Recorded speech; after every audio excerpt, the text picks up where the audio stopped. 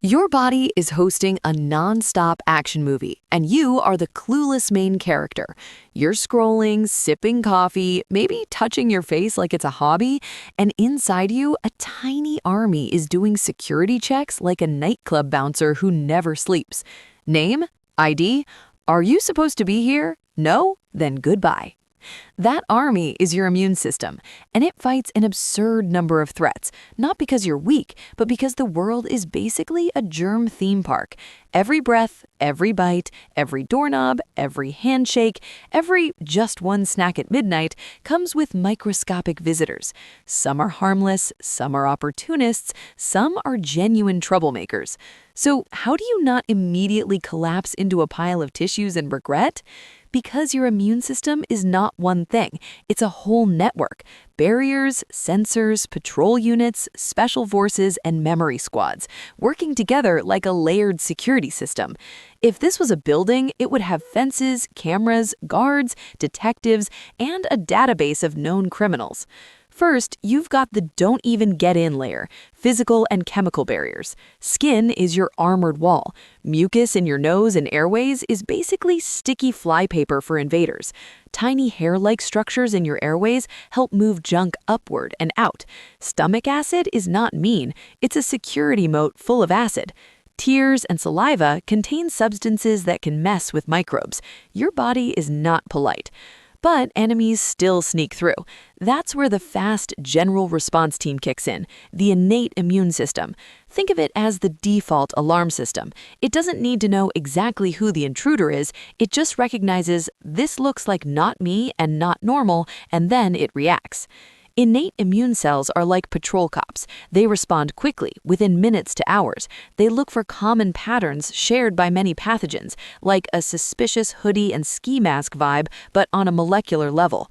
When they detect something shady, they release signals that summon reinforcements, increase inflammation, and start the fight.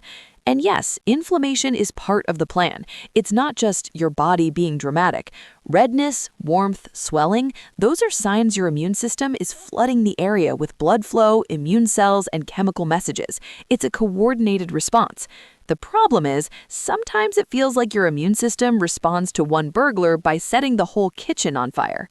Now meet some of the frontline fighters. Phagocytes, cells like macrophages and neutrophils, are basically professional eaters. They engulf invaders and break them down. Imagine tiny Pac-Man units cruising your tissues, chomping anything that doesn't belong. Neutrophils are often quick and aggressive, like the ones who show up fast, throw elbows, and don't ask questions. Macrophages can be longer-term residents, like Neighborhood Watch that also calls the police and takes notes.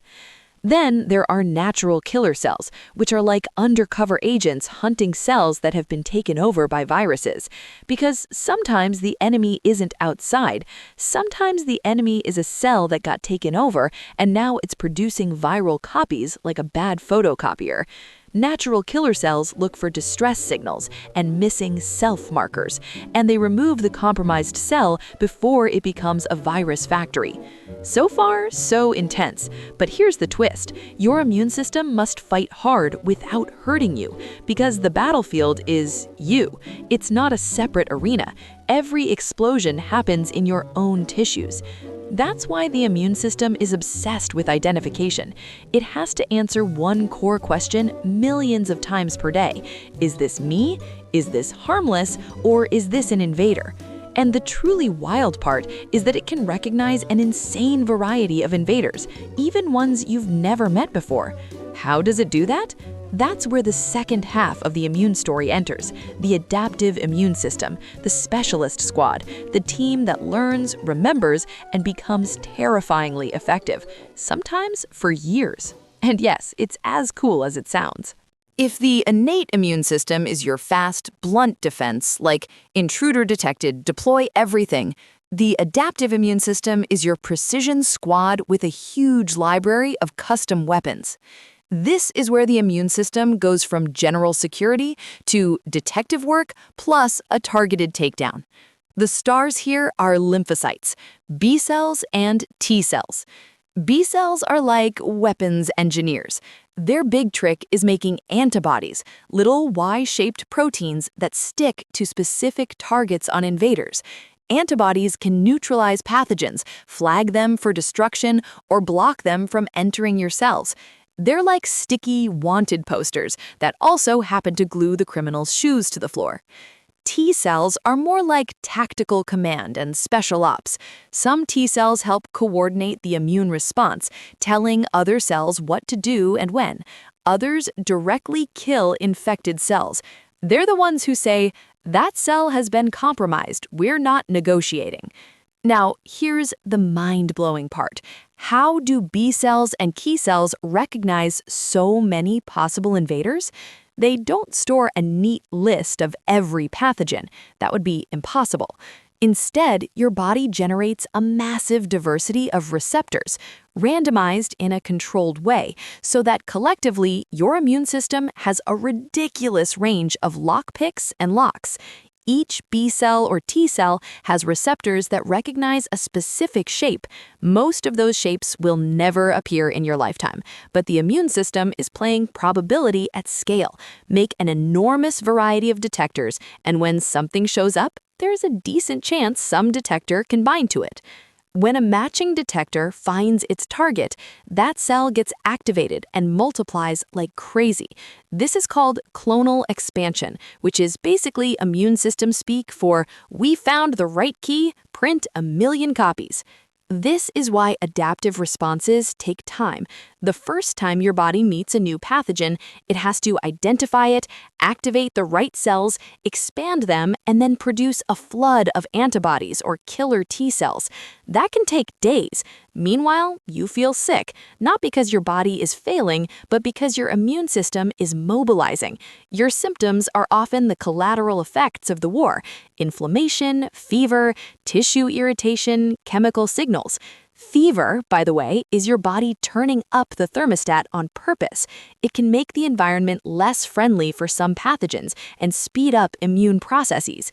It's like your immune system saying, "Let's make this place uncomfortable for the invaders." Again, not polite, very effective. But once the fight is over, the immune system doesn't just forget, it keeps memory cells. Memory B cells and memory T cells are like a most wanted database that stays on standby. If the same pathogen returns, your immune system responds faster and stronger. Antibodies appear sooner, T cells activate faster, and the invader gets crushed before you even realize it tried. That's the principle behind vaccines. Show the immune system a safe version or a harmless piece of the pathogen so it can build memory without you having to suffer through the full infection. It's like a training simulation that prepares the army. Now, you might be thinking, if I have immunity, why do I still get sick sometimes? Because immunity is not a force field. It's a dynamic system with variables: the dose of pathogen, your current immune condition, how fast the pathogen replicates, and how much your memory matches the specific strain. Some pathogens change their outfit over time. Mutations can alter surface markers, making old antibodies less effective. Also, your immune response can be overwhelmed if the exposure is big enough, or if your defenses are temporarily weakened.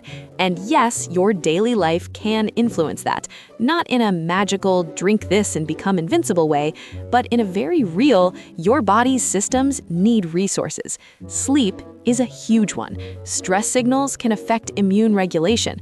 Poor sleep can reduce certain immune functions and disrupt coordination. Chronic stress can shift the immune system into weird modes, sometimes making you more vulnerable, sometimes pushing inflammation up.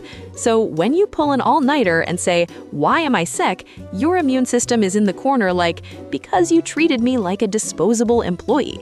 But here's another twist. The immune system doesn't only fight germs, it also has to avoid attacking you. And when that balance fails, things get messy. The immune system is powerful, but it has one major design challenge.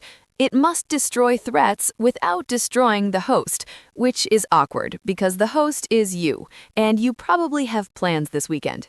So your immune system has safety rules. It learns tolerance, recognizing what belongs to you and what shouldn't be attacked. It also learns to ignore many harmless outsiders, like most of the food you eat and many of the microbes that live on you and inside you. Yes, you are a walking ecosystem. Your gut is packed with beneficial microbes. Your skin has its own microbiome too. If your immune system attacked everything that wasn't genetically you, it would spend all day fighting your normal residents, like an overly dramatic landlord. This is why immune regulation matters. The immune system needs brakes as well as an accelerator. It needs to know when to escalate and when to calm down. When that regulation goes wrong, you can get problems like allergies, where the immune system panics over something harmless, like pollen or certain foods, and responds like it's under attack. That's basically your immune system seeing a tiny speck of dust and screaming, "We are all going to die," then flooding your face with mucus as a coping strategy.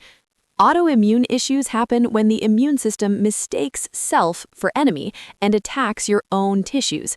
That's a bigger breakdown in the identification system, like your security team suddenly labeling the staff as intruders. Not ideal.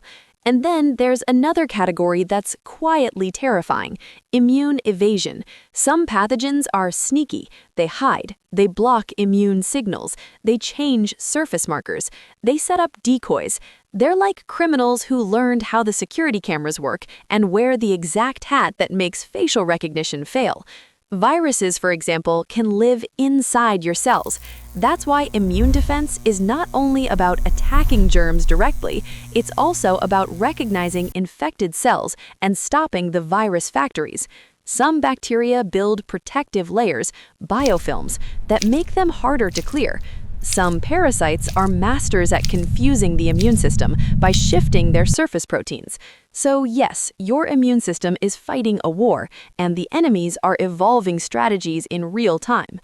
Now, let's talk about something that people don't always realize. Sometimes you feel awful because your immune system is winning.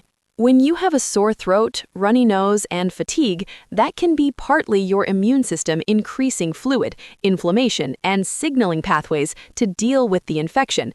Symptoms can come from the battle itself, not just the invader. Your immune system is basically throwing a loud party to scare out intruders and recruit help, and you're the house owner stuck cleaning up afterward. This is why strong immune system is not always the goal if strong means aggressive. What you want is a balanced immune system, responsive, well-regulated, able to remember, able to calm down. A security team that catches real threats but doesn't tackle your grandma at the front door. And now we arrive at the big, everyday question. What can you do to support this tiny army without falling for nonsense? Because the internet loves turning immunology into a fantasy game, like eat one magic berry, gain 999 immunity. That's not how bodies work. Your immune system is not impressed with trends. It's impressed with consistent basics like sleep, nutrition, and avoiding unnecessary harm. It needs energy, building blocks, and stable regulation. And here's the most garlic truth. People sometimes sabotage their immune system with lifestyle choices, then ask for miracles, like skipping sleep for weeks, living on stress and caffeine, and then looking at their body like, "Why aren't you performing?" That's like never changing your car's oil and then blaming the engine for being low vibe.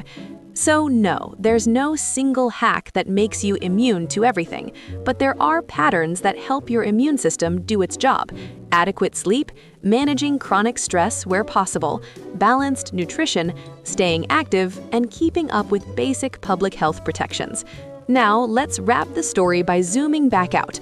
What makes this immune system so insanely impressive is not just that it fights germs. It fights constantly, adapts, remembers, and still tries to keep peace inside your body. And if that doesn't deserve respect, I don't know what does. Which brings us to the final takeaway, and one spicy question for you.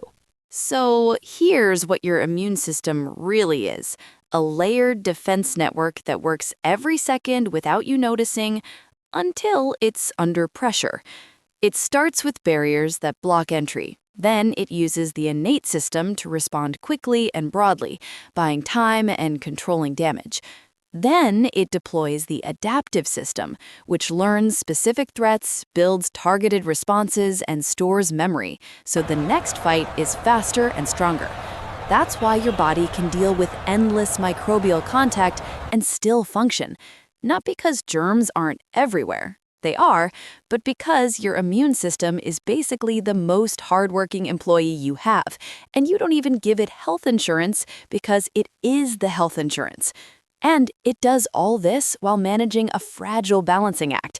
Don't attack yourself, don't overreact to harmless things, don't ignore real threats, don't cause too much collateral damage. It's like a security team, a detective department, and a diplomacy office rolled into one. When you're tired, stressed, and not sleeping well, you're not failing. You're increasing the workload on a system that needs recovery time and regulation. That's why basic habits matter, not as magical shields, but as support for a complex biological machine. Good sleep helps immune coordination. Chronic stress can disrupt regulation. Consistent nutrition provides building blocks. Activity supports overall health signaling. These aren't flashy, but they're real. Now, here's a fun way to appreciate it. Think about how many times your immune system probably stopped something before you noticed. A virus that didn't get traction, a bacterial invader that got swallowed by a neutrophil, an infected cell removed before it produced a bigger problem. Your immune system has been saving you quietly over and over while you were busy deciding what to watch next. So, the next time you say, "My immune system is weak," consider a more accurate statement.